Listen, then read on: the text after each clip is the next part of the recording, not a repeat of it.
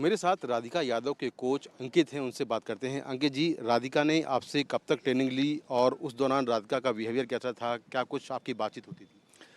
Training तो उसने काफ़ी कम ली है। यहाँ पे 3-4 महीने के लिए कोविड के आसपास यहाँ पे खेली थी, जब कोर्ट सारे खुले नहीं थे। और मेरे साथ खेली, वो हमारे कोच के साथ भी हिटिंग करी है, प्रैक्टिस करी है।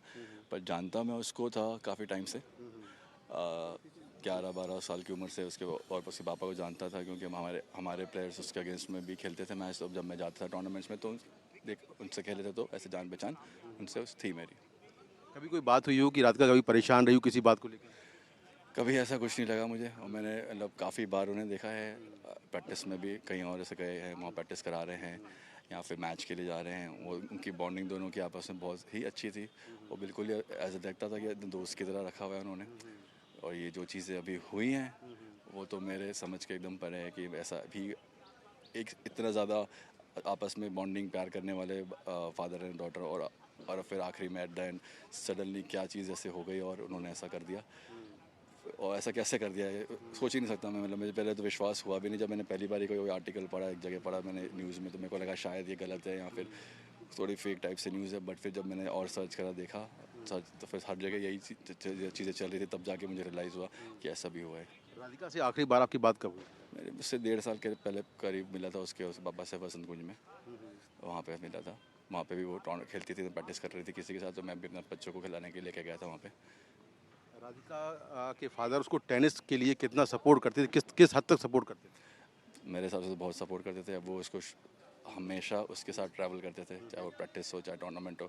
मैंने ज़िंदगी में कभी भी राधिका को अकेले ना किसी और के साथ कहीं पे भी देखा नहीं। जितनी बार भी मैं उनको देखा हूँ, मिला हूँ, हमेशा राधिका का अगर खेल रही तो उसके पापा आसपास कहीं ना कहीं रहते हैं थे। तो अभी अगर वो इतना पर्सनल टाइम इतना दे रहे हैं, तो ये कहना मुश्किल है, गलत है कि उनको टेनिस खिलाने के लिए सही नहीं था या उनको पसंद नहीं था।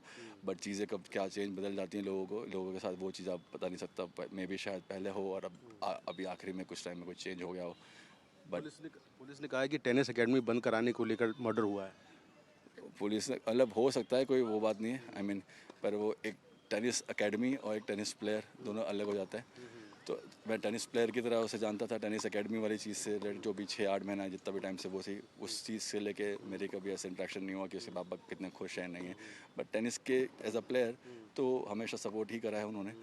और मेरे ख्याल से लगता है मुझे कि अगर उसने भी मेहनती बहुत थी, टेनिस के प्रति उसको बहुत प्यार था, हमेशा लगन से खेलती थी, काफ़ी टाइम से खेलती थी, जूनियर्स में भी अच्छी थी। पर एक टाइम ऐसा आया होगा कि उसको लगा होगा कि शायद एज अ प्लेयर मैं अगर ना कर पा रही हूँ, तो टेनिस से मैं इतना जुड़ी हुई हूँ, तो एज अ प्रोफेशन में अपना एज अ कोच कर रहा हूँ, तो एटलीस्ट उससे टेनिस के मैं जुड़े रहूँ। मे भी ऐसा हो सकता है, तो that is why she opted कि मैं टेनिस कोच या टेनिस अकेडमी खोलूँ अपनी, क्योंकि टेनिस के प्रति तो था ही उसको इतना ज़्यादा।